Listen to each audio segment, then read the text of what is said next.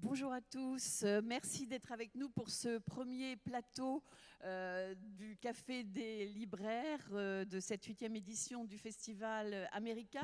Avant de vous présenter tout ce beau monde sur ce plateau, juste je vous fais une petite présentation générale. Moi je m'appelle Maëlle Chantrel, je ne suis pas libraire, mais une des cofondatrices du festival Étonnant Voyageur de Saint-Malo, dont j'anime le café littéraire depuis 27 ans, et avec laquelle le Festival America a beaucoup de points communs, et des équipes d'ailleurs que l'on retrouve dans l'un et l'autre, dont l'équipe vidéo qui est ici présente. Le Café des libraires est un petit peu conçu sur le même modèle que le café littéraire de Saint-Malo, sauf qu'ici, ce sont les libraires qui font les interviews et que je suis une sorte de maîtresse de maison qui accueille les uns et les autres. Voilà, alors, ils seront 18 libraires à se succéder sur ce plateau pour recevoir les auteurs au Festival America. 18 libraires venus de librairies indépendantes, répondant à la demande du libraire en chef, que nous aurons l'occasion de voir aussi sur ce plateau, Pascal Thuot, que ceux qui fréquentent la librairie 1000 pages de Vincennes connaissent très bien. C'est aussi lui qui, avec Francis Geffard, a conçu le programme de ce Café des libraires que j'ai le plaisir d'animer depuis la création du festival. Ben oui. Un lieu où les libraires feront ce qu'ils font très bien dans leur librairie, donner envie de lire et bien évidemment de lire la littérature américaine que nous aimons tous. Et cela sous forme d'interviews avec les auteurs qui, sur ce plateau, nous parleront de leur dernier livre édité en France. 18 plateaux donc pendant ces 3 jours, se succédant toutes les heures. 18 libraires qui sont pour beaucoup de Paris, mais il y en a quelques-uns qui sont venus d'ailleurs. Je vous les présenterai au fur et à mesure. 3 auteurs par plateau. Ben, vous faites le compte. Hein, moi, je ne le fais pas. Autant dire que presque tous les auteurs américains invités cette année seront des nôtres à un moment ou à un autre. Et nous nous en réjouissons. Je salue dès maintenant, et je le ferai à plusieurs reprises, les interprètes. Une merveilleuse équipe emmenée par notre cher Dominique Chevalier, qui est là.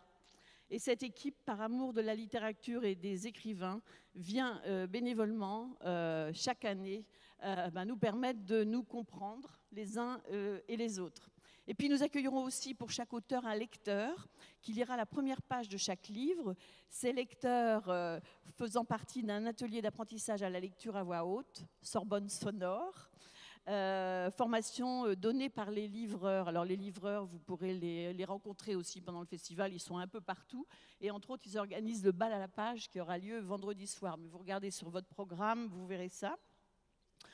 Ils organisent aussi d'ailleurs un festival qui s'appelle Livre en Fête, je crois. En tête, livre en tête, et où il s'agit encore de lecture à voix haute. Voilà. Et puis une dernière chose avant de commencer, il y a toujours des petits ennuis. Sur la grille horaire que vous avez reçue, il y a une erreur. On annonce un plateau ce soir de 18h à 19h, et il y a eu un petit glissement. En fait, ce n'est pas ce plateau-là. On finit à 18h, et ce plateau, c'est celui de 11h midi demain matin. Voilà, je tiens à vous le préciser tout de suite. Je le redirai plusieurs fois, mais voilà, c'est un peu embêtant. Alors voilà, on va commencer. Et pour essuyer les plâtres avec moi, je suis très heureuse d'accueillir Renaud Junillon, que j'ai déjà eu l'occasion de rencontrer plusieurs fois. Renaud qui vient de la librairie Luciole, voilà, située à Vienne. Luciole à Vienne, donc on est un petit peu loin de Vincennes, mais si vous partez en vacances dans le sud, c'est voilà, sur la route droite, la ligne droite là, en direction de la mer. Vous vous arrêtez, on est une librairie de 200 mètres carrés, librairie généraliste, librairie indépendante à Vienne, donc c'est à 20 minutes de Lyon, juste après Lyon. Donc venez nous voir. Vous fêtez pas un anniversaire cette année ? Maët, on ne peut rien te cacher. Effectivement, si vous êtes tous invités d'ailleurs, 23 et 24 septembre, nous fêterons les 40 ans de la librairie, puisque la librairie a été fondée donc, en 1976 par Michel Bazin, que j'ai vu passer tout à l'heure, le fondateur est là. Voilà. Et on le recevra nous aussi allons fêter ça, voilà, 23 et 24 septembre, avec, je vous invite, je ne vais pas vous faire tout le détail, mais il y a énormément de choses, beaucoup de rencontres, de dédicaces. Tout est sur le site de la librairie et on va fêter ça dignement. Oui. Certainement, ça va être très très bien. Alors ce premier plateau s'intitule Café Noir. C'est donc, comme je vous le disais, Pascal Thuot et Francis Geffard qui font la programmation de ce café littéraire, de ce café des libraires, et qui disent un petit peu pourquoi ils ont mis ensemble tel ou tel auteur. Donc là, on va parler de crimes, de corruption, de trafic en tout genre. Voilà, vous allez entendre cela grâce aux auteurs présents sur ce plateau, dont un nous manque déjà, mais on va en reparler dans un instant. On va en parler peut-être même tout de suite. Effectivement, Don Winslow ne peut pas être avec nous. Il a annulé il y a 2-3 jours seulement, pour des raisons familiales qui sont tout à fait recevables. Donc on est triste qu'il ne soit pas là, parce qu'on a adoré son livre. Bon, on se faisait une joie de le rencontrer. Enfin, voilà. Mais je crois qu'on va commencer par en parler aussi. Alors ça serait dommage de ne pas en parler quand même, parce que alors, si vous ne connaissez pas Don Winslow, en fait en 2007 est sorti un roman policier qui a été considéré dès sa sortie, et à juste titre, comme le plus grand roman sur la drogue jamais écrit, et il s'agit de La Griffe du Chien. Moi, je me souviens de l'avoir lu à sa sortie, ça a été une petite claque, effectivement, une très belle découverte, et c'est un livre marquant qui est aussi entre journalisme, thriller et roman noir. Je vous en touche juste 2 mots. Il met en scène Art Keller, qui est un ancien de la CIA et qui va... Parle bien dans le micro, Renaud. Pardon, bien. Voilà, pardon. Qui va être, voilà, le personnage principal de La Griffe du Chien s'appelle Art Keller. C'est un ancien de la CIA qui va être engagé par la DEA, qui est l'agence américaine de lutte anti-drogue. Et ce livre nous entraîne dans les méandres vraiment très sordides de la guerre anti-drogue entre le Mexique et les États-Unis, cette fameuse frontière, et sur un laps de temps très particulier qui est de 1975 à l'an 2000. Don Winslow s'appuie sur une documentation vraiment très impressionnante. Moi, j'ai vu des interviews où il explique qu'il a lu tous les rapports de la DEA, mais il a également réalisé lui-même des interviews. Il suit les journaux, les blogs de journalistes mexicains. Enfin, c'est une somme un matériau documentaire très très important. Et dans son livre, donc, il met en scène vraiment l'univers, le monde des narcotrafiquants. Donc il est question bien sûr de rackets, de financement aussi par la CIA de la lutte contre les mouvements marxistes qui vont profiter au trafic de la drogue. Il aborde aussi le rôle des milices d'extrême droite, le rôle de l'Église, de l'Opus Dei, et puis bien sûr de la corruption qui gangrène vraiment toutes les institutions du Mexique. Alors je vous parle de La Griffe du Chien parce que Cartel, voilà, le petit cartel. L'événement littéraire de cette rentrée dans le rayon polar, puis dans le rayon littérature tout court, c'est Cartel, sous-titré La suite de La Griffe du Chien. Je tiens à préciser que vous pouvez très bien, ça se lit complètement indépendamment, vous n'êtes pas obligé d'avoir lu La Griffe du Chien pour vous régaler avec Cartel. Ouais. Voilà, ça peut se lire complètement indépendamment. Ça clôt quand même de manière assez magistrale et assez terrifiante aussi. Ça clôt cette chronologie de la guerre sur la drogue en s'attachant ici à la décennie 2004-2014. Voilà, donc c'est construit comme une sorte de chapitre 2, suite des opérations. Le roman s'ouvre d'ailleurs sur l'évasion d'un narcotrafiquant qui s'appelle Adam Barrera et que Art Keller a connu et a commencé à poursuivre dans La Griffe du Chien, donc c'est vraiment la continuité par rapport à cette histoire. Adam Barrera donc s'évade de prison, il reprend la tête de son cartel, il s'infiltre dans la police, il s'infiltre dans l'armée, dans les milieux politiques mexicains. Si vous suivez un petit peu l'actualité, on a beaucoup parlé de El Chapo, qui est le chef du cartel du Sinaloa. Voilà, donc toute ressemblance, c'est bien sûr absolument pas fortuite, c'est la vie de El Chapo à travers Barrera. Voilà, c'est pour vous deux. On va peut-être tout de suite écouter. Non, pas du tout. Mais on va peut-être tout de suite écouter la première page du livre. Alors dire quand même que ce livre est traduit par Jean Hesch, hein, ça c'est important, le traducteur du livre aussi. Et puis donner la parole à Laure Perlot. Laure va venir nous rejoindre ici, donc, qui fait partie des Sorbonnes Sonores et qui va nous lire le tout début du livre. Comme ça, vous aurez déjà une petite idée de ce que ça donne. Voilà, en français. La cloche sonne 1 heure avant l'aube. L'apiculteur, libéré d'un cauchemar, se lève. Sa cellule abrite un lit, une chaise et un bureau. Une seule fenêtre, étroite, percée dans l'épais mur d'adobe, donne sur le terrain de gravier qui luit d'un éclat argenté au clair de lune et monte vers la chapelle. Nul ne parle. À l'exception des psalmodies, des prières, des offices et des conversations indispensables au travail, le silence est la règle au monastère du Christ dans le désert. Ils vivent selon le psaume 46:10. Arrêtez et sachez que je suis Dieu. Cela convient très bien à l'apiculteur. Il a entendu suffisamment de paroles.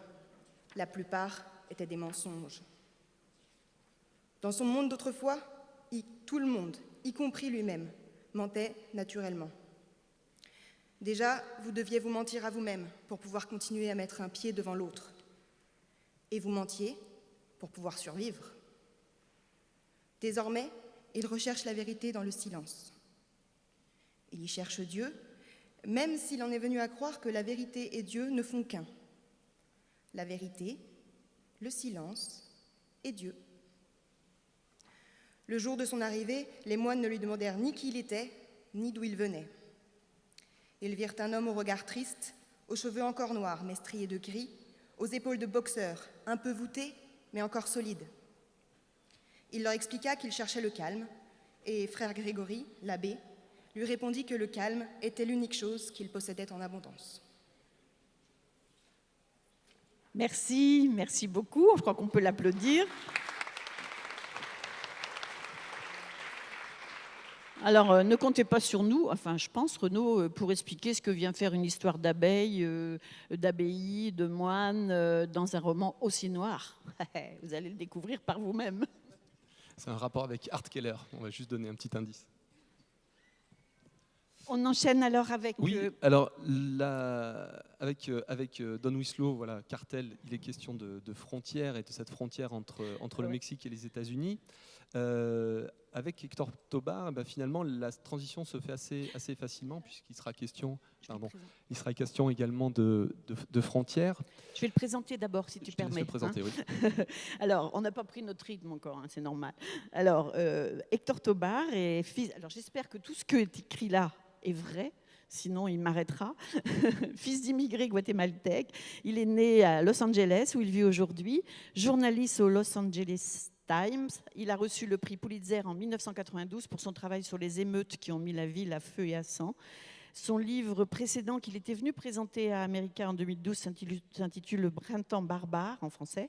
Et je me souviens encore d'une intrigue mettant en scène une famille américaine et une jeune femme guatémaltèque à leur service qui sera accusée d'avoir enlevé les 2 enfants dont elle avait la garde. Voilà, c'est la petite présentation que je peux faire. Et maintenant, donc, on va parler de ce livre, de ce nouveau livre, Jaguar, qui en fait est paru il y a déjà pas mal de temps dans une première édition. Je crois que c'était en 1998. Voilà, c'est en fait le premier roman d'Hector Tobar. Et quel premier roman parce qu'il s'agit vraiment d'un roman passionnant, extrêmement touchant, assez dur aussi parce qu'il est question le lecteur est confronté à la violence et une violence qui prend différentes formes, une violence physique mais aussi psychologique et sociale à travers les aventures, les pérégrinations de son personnage principal qui s'appelle Antonio Bernal. Antonio Bernal, comme beaucoup de ses compatriotes, a quitté son pays, le Guatemala. C'est un intellectuel engagé qui a été contraint de fuir les exactions de la dictature militaire. Sa femme et son bébé ont été froidement assassinés par une milice. Et il tente un nouveau départ aujourd'hui dans la ville de Los Angeles. Alors il ne s'agit pas du Los Angeles de Beverly Hills ou des plages de Malibu. On n'est pas du tout dans ce décor-là. Comme dans tant d'autres immigrés, Antonio essaie de survivre dans les marges de la ville. Alors, les marges de la ville, donc c'est la périphérie, dans une sorte de no man's land, où toute cette population invisible de laissés pour compte tente de survivre et de continuer malgré tout. Et ce personnage est hanté, bien sûr, vous pouvez le comprendre, par le drame qu'il a vécu et par son passé. Jusqu'au jour où Antonio croise la route d'un homme qu'il reconnaît. Il le reconnaît grâce à un tatouage. Cet homme porte un tatouage sur son avant-bras et c'est un jaguar. Le jaguar qui est le signe distinctif d'une unité spéciale de l'armée. Et c'est cet homme, Antonio en est persuadé, il le reconnaît, c'est sûr, c'est lui l'assassin et c'est lui qui a tué sa femme et son enfant. Et dès lors, Antonio n'a plus qu'une seule idée en tête, se venger de celui qui lui a tout pris. Voilà, on va écouter tout de suite un extrait du livre, là aussi, un extrait qui nous est lu par Katia Savodskaya. J'espère que je n'ai pas abîmé son nom et que je l'ai bien prononcé.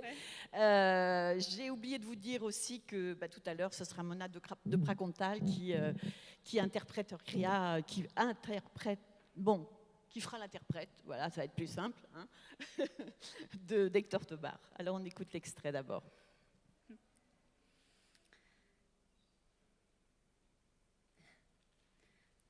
Merci beaucoup. Alors voilà Milo qui vient remonter le micro. Et Merci. Ça va, je pense. Ni l'un ni l'autre ne pouvaient revendiquer l'anglais pour langue maternelle. Mais ils n'avaient pas d'autre langue en commun.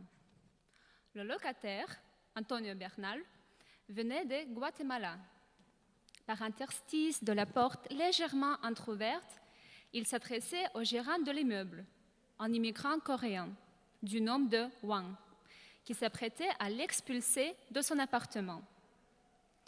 Embarrassés par leurs accents respectifs, les deux hommes plissaient les yeux, s'efforçant de déchiffrer les mots mal prononcés.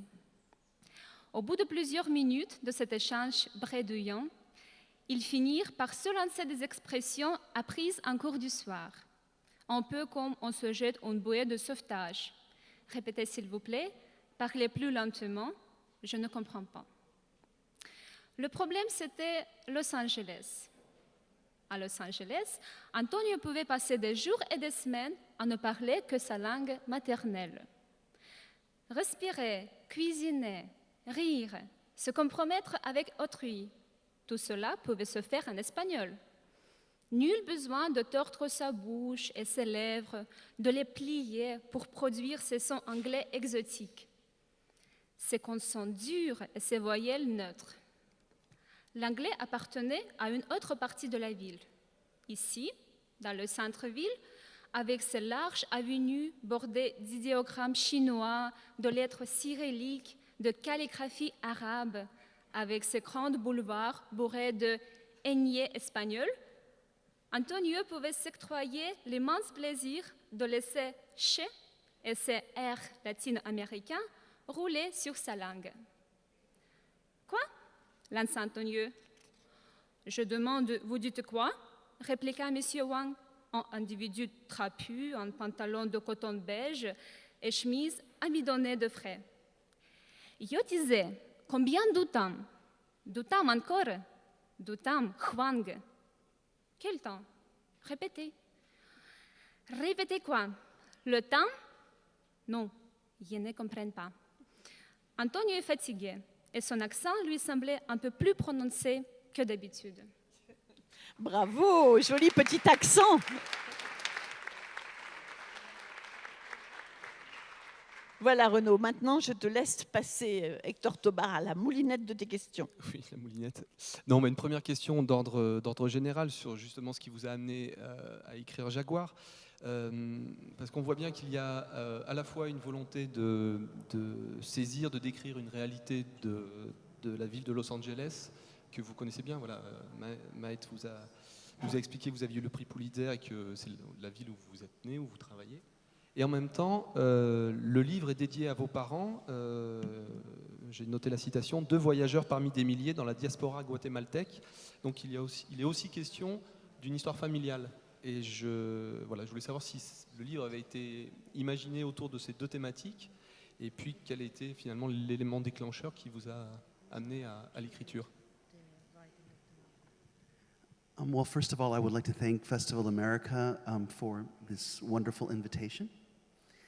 It's the greatest honor any American writer can have to be invited to France and to be invited to speak to the greatest reading public in the world.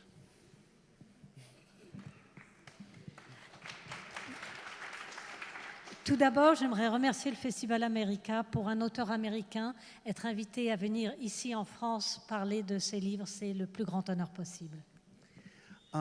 So I wrote The Tattooed Soldier, which is Jaguar in French. It's my first novel. And I wrote it as a response to what Los Angeles became at the end of the 20th century. I am the son of Guatemalan immigrants.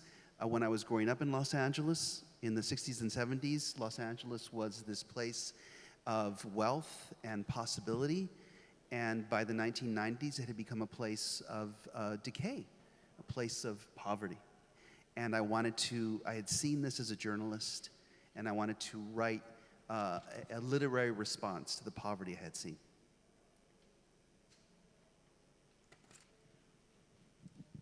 J'ai écrit Jaguar, qui s'appelle dont le titre en anglais mot à mot est Le soldat tatoué. Ça a été mon premier roman, excusez-moi, et je l'ai écrit en réaction à ce que Los Angeles était devenu dans les années 90. Je suis un fils d'immigrés, j'ai grandi à Los Angeles dans les années 60 et 70, et à cette période, Los Angeles, c'était la richesse, c'était tous les possibles. Et quand sont arrivées les années 90, c'était devenu au contraire une ville de décadence et de pauvreté. Quelque chose que j'ai vu se développer en tant que journaliste et auquel j'ai voulu apporter le regard littéraire d'un écrivain. And the Los Angeles that you see in films in Hollywood, I know that Los Angeles too. I know that glamorous Los Angeles. But the Los Angeles that I wrote about when I became a journalist was a city that was, for me, an imperial city in decline, a capital of an empire that was now populated by immigrants from all the wars unfolding in Latin America, in Asia. These people had come to Los Angeles and settled there, and they were living in a city that was increasingly violent.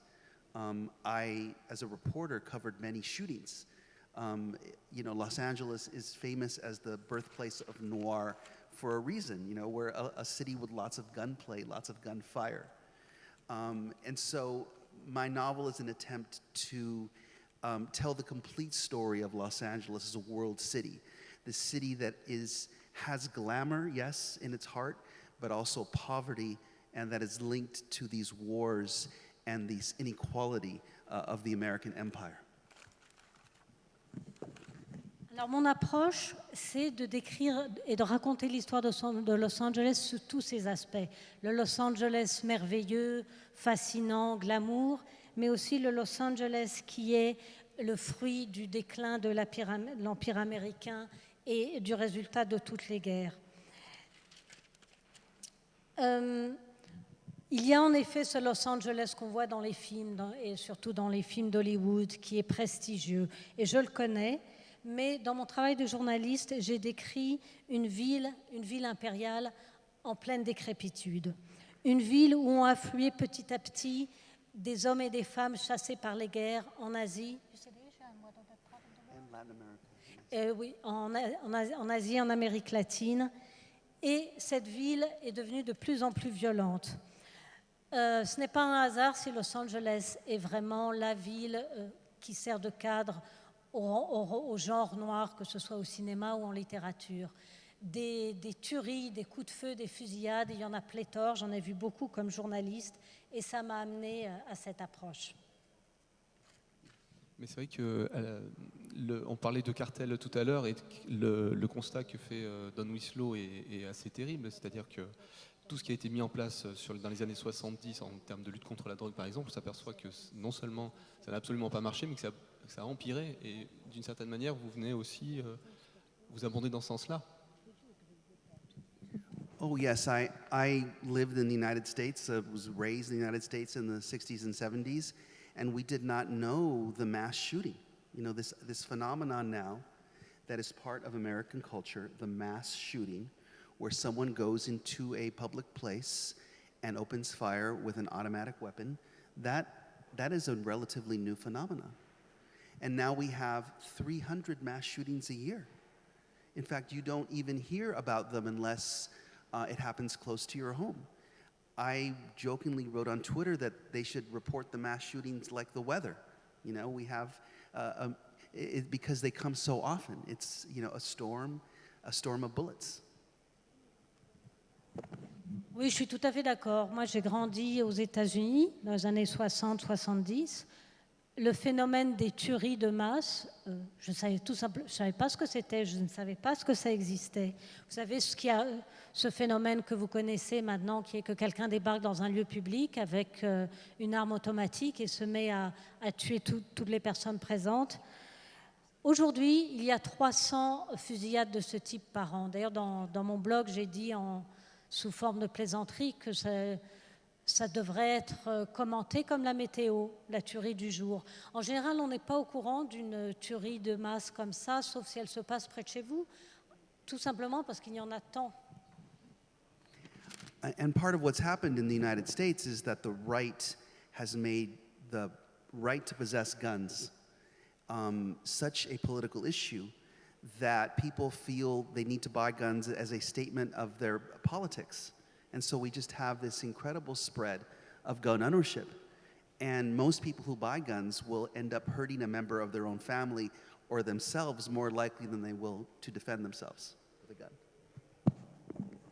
Et en fait, une partie de ce qui se passe aux États-Unis, c'est que la droite s'est emparée du droit à posséder des armes et en a fait un argument politique. Du coup, et en fait une prise de position politique. Du coup, il y a cette prolifération d'armes aux États-Unis et très souvent, la personne qui achète une arme à feu va finir par s'en servir contre lui-même ou contre un membre de sa famille. Alors, ce qui est intéressant aussi dans ce livre, c'est qu'on a le sentiment que pour comprendre le présent, justement, comprendre le présent nécessite aussi de comprendre le passé. Et la construction même du livre est très habile pour ça. C'est d'ailleurs la scène d'ouverture du livre avec Antonio qui se fait virer de chez lui, mais il y a cette incompréhension au niveau linguistique, voilà, c'est très symbolique. Mais pour comprendre pourquoi Antonio se fait expulser, il faut raconter d'où il vient. Raconter d'où il vient, ça veut dire raconter le Guatemala, mais raconter la dictature militaire. Raconter la dictature militaire, ça veut dire raconter les liens entre la CIA, entre le nord et le sud. Enfin, on a l'impression que voilà, on tire sur un petit fil de la pelote et il y a toute une histoire derrière et qui explique les faits, les causes et les effets en fait. Yeah, for me, this is the great untold story of the United States, is that every American city is populated with people who've come from somewhere else. And so Los Angeles is filled with people who have escaped poverty from Central America, from Asia, from other parts of the United States. So the collective psyche of the city of Los Angeles and other cities like it is filled with pain. People have hurt. They have the hurt of having grown up poor. And so in my family, for example, my grandmother was illiterate. My father has the shame of that. He didn't tell. I'm an author. I've written 4 books, and it wasn't only until I wrote the 4th book that my father told me that his mother was illiterate. So we have this shame and this pain that comes from the places that we've run away from.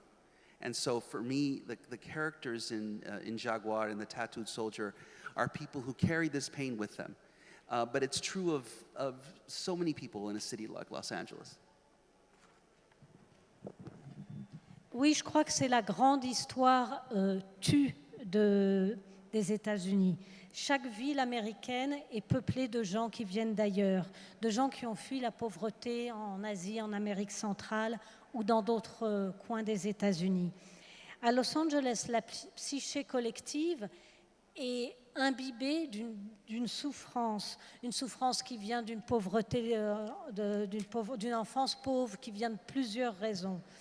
Pour vous donner un exemple, dans ma famille, ma grand-mère était analphabète. C'était une souffrance et une douleur pour mon grand-père. Et moi, quand je suis devenue écrivain, il ne m'a dit cela de ma grand-mère que à mon 4e roman. Donc il y a la douleur et puis il y a la honte qui vient avec. Et tous les personnages de Jaguar, ils portent avec eux la douleur de leur histoire et la honte de cette douleur. Voilà, je rappelle le titre, donc Jaguar, un très beau livre paru aux éditions Belfond et qui a été traduit en français par Pierre Furlan. Voilà, on va enchaîner maintenant avec le livre de Tom. Il m'a autorisé à l'appeler Tom. Je profite. De Tom Cook, avec un joli titre Sur les hauteurs du mont Crève-Cœur. Un livre qui est paru aux éditions du Seuil, et je le dis tout de suite, qui a été traduit par Philippe Loubat-Delran, qui est d'ailleurs quelque part dans la salle, le traducteur de ce livre. Alors, je vais laisser à Renaud le soin de nous dire de quoi il s'agit. Pourquoi Kelly Troy est-elle montée au mont Crève-Cœur ce jour-là? C'est la grande question, c'est l'énigme qui taraude toute la population de Choctaw, qui est une petite ville conservatrice d'Alabama, en ce mois de mai 1962, lorsque l'on retrouve le corps sauvagement agressé de Kelly Troy, qui est une jeune et belle et talentueuse lycéenne. Alors je vous dis tout de suite, le mystère ne sera jamais élucidé, les circonstances de cette affaire ne seront jamais bien éclaircies. Et cette question eh bien, constitue bien sûr la voûte centrale du roman de Tom Hitchcock. Cette jeune Kelly Troy, cette jeune lycéenne, a débarqué 1 an auparavant dans cette petite ville d'Alabama. Elle vient du Nord. Elle est littéraire, passionnée d'histoire, et elle rencontre Ben, qui est un garçon plutôt timide, et une amitié qui débute, et ils travaillent ensemble pour le journal du lycée. Ils publient des poèmes, et puis surtout, ils commencent à écrire des articles plus politiques, justement, sur la lutte des droits civiques, et ce qui va bien sûr susciter quelques réactions dans cette petite ville du Sud. Entraîné par la jeune fille, d'ailleurs. À l'initiative de la jeune fille. À l'initiative de la jeune fille. Et Ben va bien sûr tomber amoureux de cette jeune Kelly jusqu'au jour où le drame se produit. Et puis on retrouve Ben 30 ans plus tard. Il n'a pas quitté Choctaw. Il est devenu médecin, il est marié, il a une vie très rangée. Et pourtant, il reste hanté, obsédé par ce drame qu'il a vraiment marqué dans sa jeunesse, dont il n'a jamais oublié cette épreuve. Et on le sent vraiment prisonnier de ce passé, prisonnier de ses souvenirs, et prisonnier certainement d'une vérité que lui seul connaît. Voilà, donc vous l'avez compris, on est vraiment dans un roman noir où il est question de duplicité, de faux semblants, de secrets, tout ça dans une atmosphère très troublante, et construit sur un crescendo, avec une tension qui monte crescendo petit à petit, mais inexorablement. Et là, c'est des thèmes vraiment des termes récurrents qu'on trouve vraiment dans toute l'œuvre, toute la bibliographie fort abondante d'ailleurs de Thomas Hitchcock. Oui, parce que je ne l'ai pas présenté en fait. Je n'ai pas fait ma présentation, si? Non? Oh, on n'a vraiment pas pris le rythme. Alors, Tom est né en Alabama. Il a quitté à 17 ans sa petite ville pour New York. Il est professeur d'histoire et il a été secrétaire de rédaction au magazine Atlanta. Il a écrit une vingtaine de romans policiers, dont Au lieu dit Noir et Temps. Il est lauréat d'un Edgar Award. Et on nous dit qu'il partage son temps entre Cape Cod et Culver City. Voilà pour la présentation. Et tout de suite, on écoute un extrait du livre qui est lu cette fois par Jean Doptin, toujours donc un des étudiants des ateliers de la Sorbonne Sonore.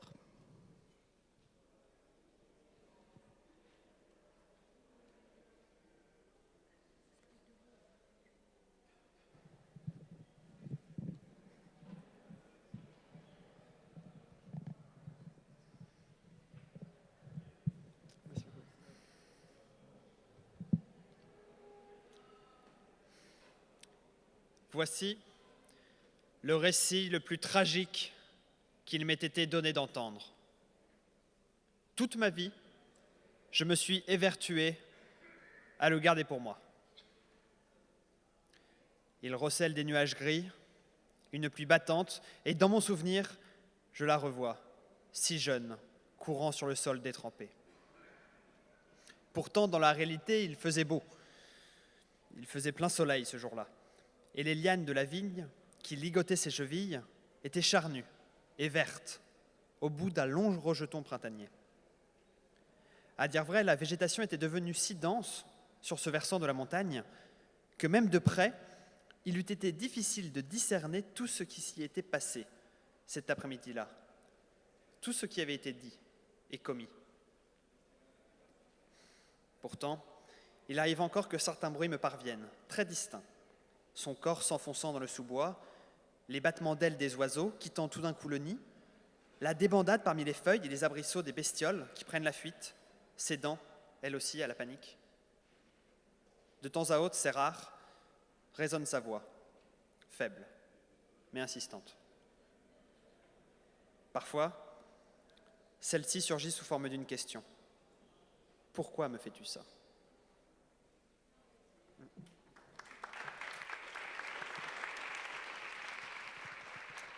Merci Jean.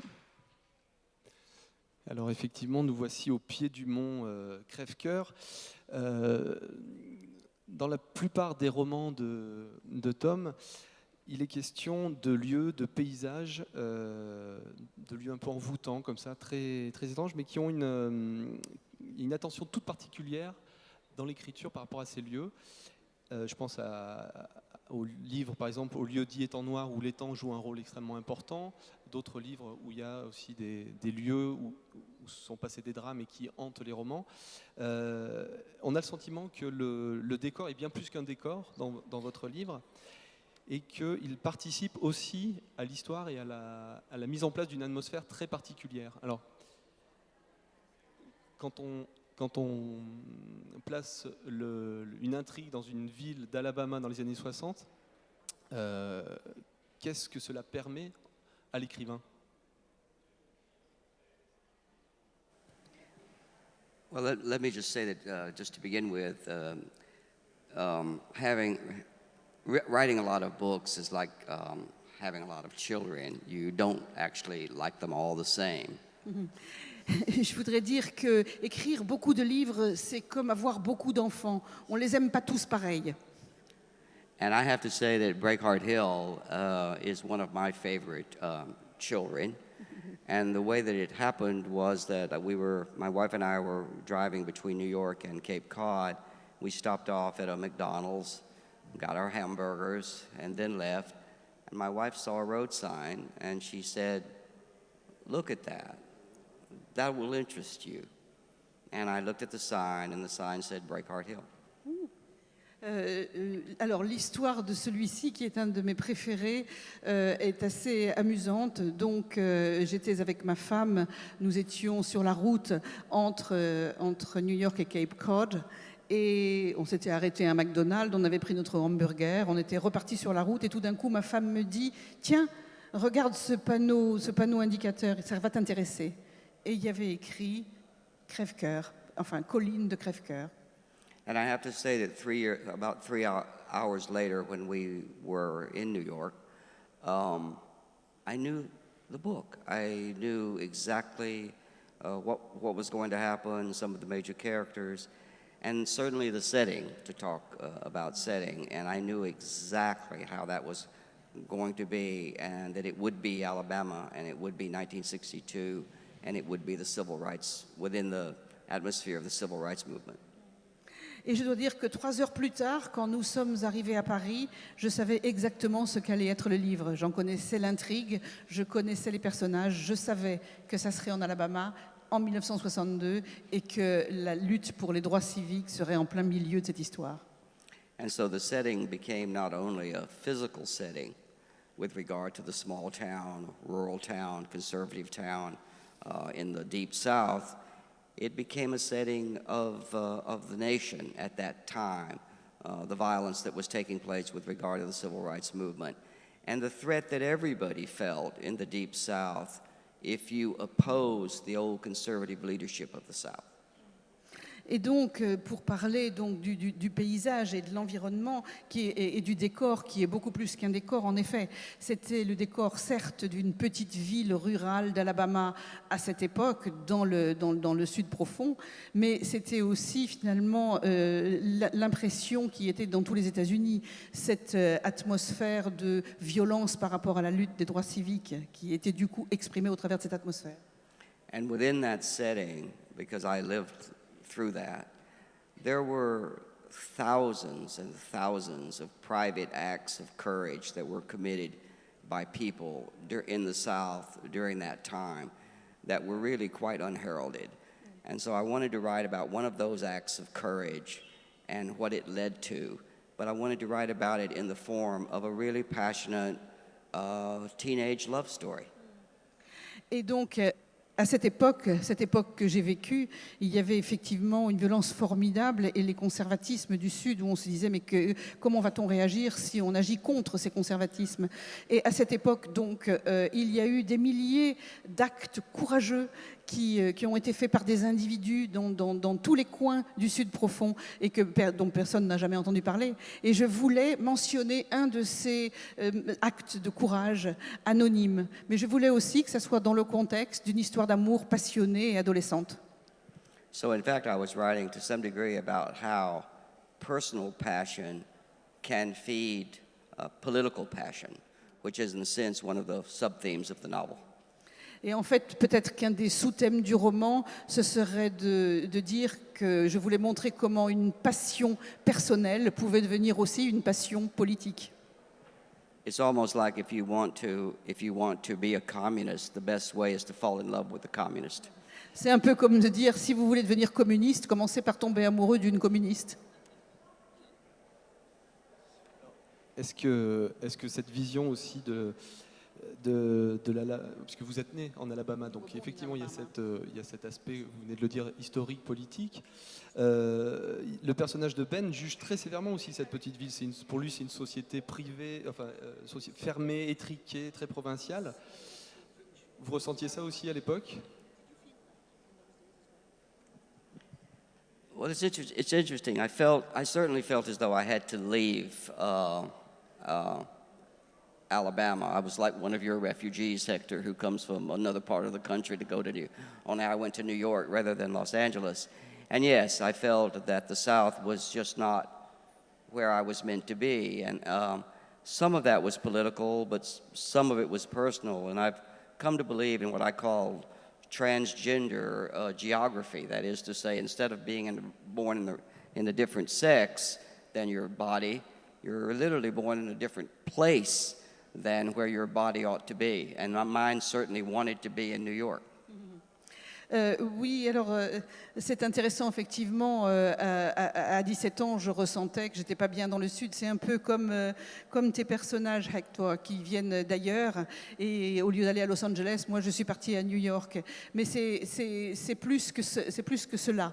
J'en suis venue à penser que c'est presque comme le transgenre, comme on peut avoir l'impression qu'on est né dans un corps qui n'est pas du bon sexe, on peut aussi avoir l'impression qu'on est dans un corps qui n'est pas né au bon endroit. Et certainement moi, j'étais pas fait pour l'Alabama, c'était à New York qu'il fallait que j'aille.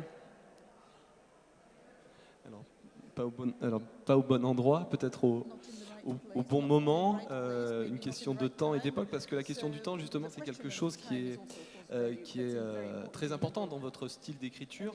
Le temps du récit n'est jamais linéaire, il est continuellement composé de flashbacks, d'évocations du passé, du futur. Tout le long du livre, en fait, on oscille entre le présent de Ben, ses souvenirs, au détour d'une phrase, d'un paragraphe. Et voilà, on est très proche finalement de ce personnage parce qu'il fonctionne de la même manière. On va passer d'un souvenir à un autre, d'une sensation à une autre. Et voilà, donc je voulais savoir comment vous composiez avec cette idée du temps, justement. Well, I wanted to, as you say, I wanted to write a book in which not only action takes place, but in which that action is reflected upon as years go by. because there's the old Puritan notion that when you commit an evil act, it doesn't end with the act itself. The repercussions of that act continue through time. But you don't know that unless you continue through time too. And so the use of the rolling flashback gives the character the ability not only to narrate events, but to understand the consequences of those events through time.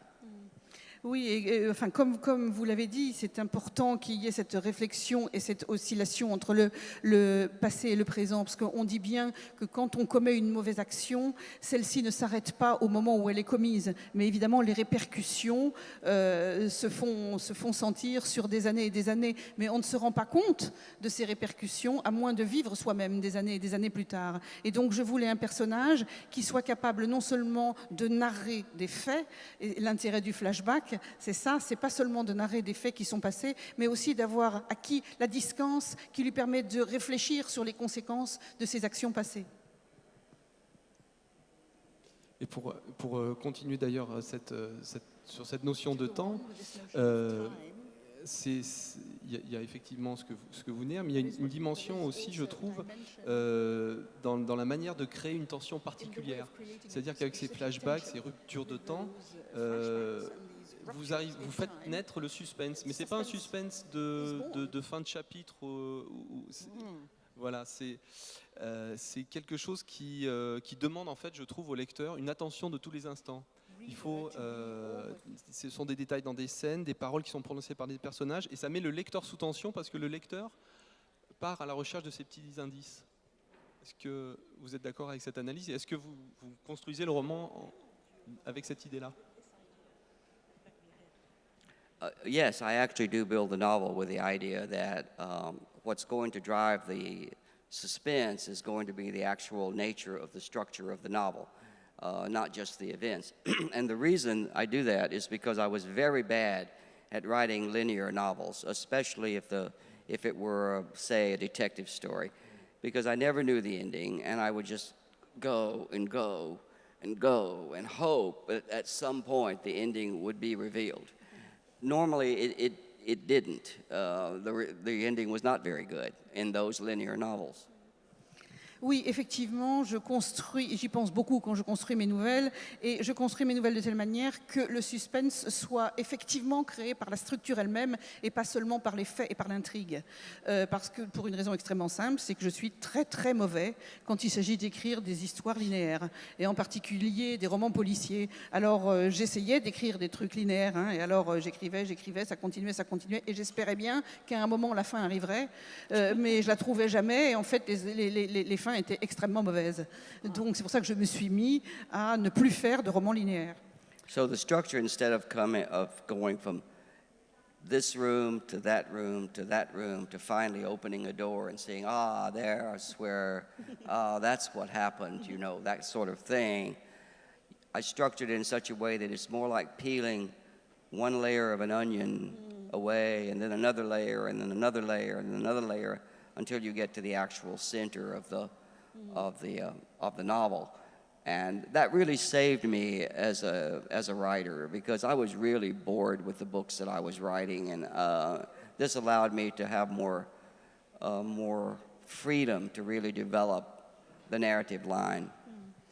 C'est-à-dire qu'au lieu qu'il s'agisse, pour prendre une métaphore, de rentrer dans une pièce, puis d'ouvrir une porte, rentrer dans une autre pièce, puis dans une autre pièce, et puis finalement d'avoir les portes qui s'ouvrent en grand, et on a la vérité révélée, c'est plutôt l'image de l'oignon et de la pelure d'oignon, et on enlève pelure après pelure pour arriver au centre, et ça m'a complètement sauvée en tant qu'écrivain, de pouvoir me concentrer comme ça sur la narration.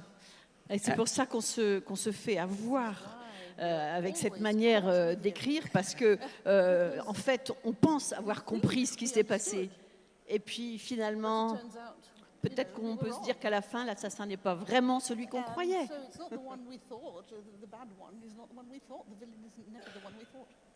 Well, yeah, and that's what I want to do. I mean, I had never read a crime novel before I wrote one. And so after I wrote one, which was my first novel, I didn't know it was a crime novel, but it got nominated for a crime prize, and after that I was crime crime novelist. So I started reading crime novels, and I found that they, for the most part, were extremely disappointing. And really what was disappointing was the ending. And after I'll let you translate, Dominique translate, but then I'll tell you what the typical ending. Oui, effectivement, quand j'ai commencé, j'avais jamais lu le moindre polar avant d'écrire mon premier livre, dont je ne savais pas que c'était un polar, mais comme on l'a sélectionné pour un prix du polar, je me suis rendu compte que bon, c'était des polars que j'écrivais. Et donc j'en ai lu beaucoup et j'étais souvent absolument déçue. Et en général, j'étais effectivement super déçue par la fin, que je trouvais extrêmement faible. Alors je laisse Dominique traduire, puis après je vais vous parler des fins. In the typical crime novel, the detective is searching and searching. He goes to this clue and that clue and that clue. And then finally, they end up on the beach with the one person that probably is. And rather than and of course the cop is always under the gun of the criminal. And instead of the criminal just doing what anyone would do, which is shoot the cop, he decides before he shoots the cop that he will reveal how all of it took place and all of it happened. Bon, dans la plupart des fins de polar habituels, ça se termine. Alors, on a un flic qui cherche des indices et qui finit par trouver qui est probablement le méchant, le criminel. On est sur une plage, on a le criminel d'un côté, face à lui, le détective. Le criminel a évidemment un pistolet à la main et vise le détective. Et au lieu de faire ce que ferait n'importe quel criminel, à savoir tirer, on n'en parle plus, il décide d'être parfaitement magnanime et de laisser le flic expliquer ou bien d'expliquer lui-même comment toutes les choses se sont passées et comment on en arrive à cette conclusion. And so what I discovered in those that the problem structurally with that was that the real center of the problem was that the person who is supposed to reveal, what happened is searching for what happened, always searching for what happened. So once you change the narrative to be the voice of someone who already knew what happened, then the whole notion of suspense is very, very different. And you don't have to come up with a really, stupid, disappointing ending. Et alors le problème avec ça, en fait, au fond, c'est que celui qui révèle ce qui s'est passé, c'est celui qui est toujours en train de chercher ce qui s'est passé pendant tout le long du livre. C'est lui qui cherche et qui, à la fin, révèle ce qui s'est passé. Si maintenant vous changez complètement cette perspective et que vous avez quelqu'un qui connaît déjà la solution, qui sait ce qui s'est passé, alors évidemment, ça renverse complètement la notion de suspense. Vous avez entendu la première phrase du livre tout à l'heure. Eh bien, sachez que la dernière phrase du livre est quasiment identique à la première. Voilà. Et vous aurez compris que c'est pas très simple tout ça. Thomas Cook, sur les hauteurs du Mont Crève-Cœur, paru chez Seuil Policier, un livre qui a été édité la première fois en 1995, je crois. Hector Tobar, Jaguar, un livre paru chez Belfond, que l'on vous recommande aussi. Et puis donc celui de Don Winslow, qui malheureusement n'a pu être avec nous aujourd'hui, qui ne sera pas au festival cette année, qui est paru aux éditions du Seuil et qui est par contre, lui, tout récemment écrit en anglais et traduit en français. Voilà, alors ici, on est au Café des Libraires, on est là pour vous donner envie de continuer la rencontre avec les auteurs dans les livres. Peut-être que ça va faire du mal à votre porte-monnaie, mais qu'est-ce que ça va vous faire du bien à votre tête, vous verrez.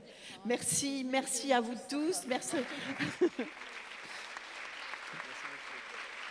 Et merci à Renaud Judillon, voilà, de la librairie La Luciole. Voilà, et on se donne rendez-vous dans 2 ans ? Ouais, bien sûr. Voilà, merci à vous de votre attention. Dans un instant, on va installer le deuxième plateau. On a pris un tout petit peu de retard. Et nous recevrons Anne Beattie, Alice McDermott et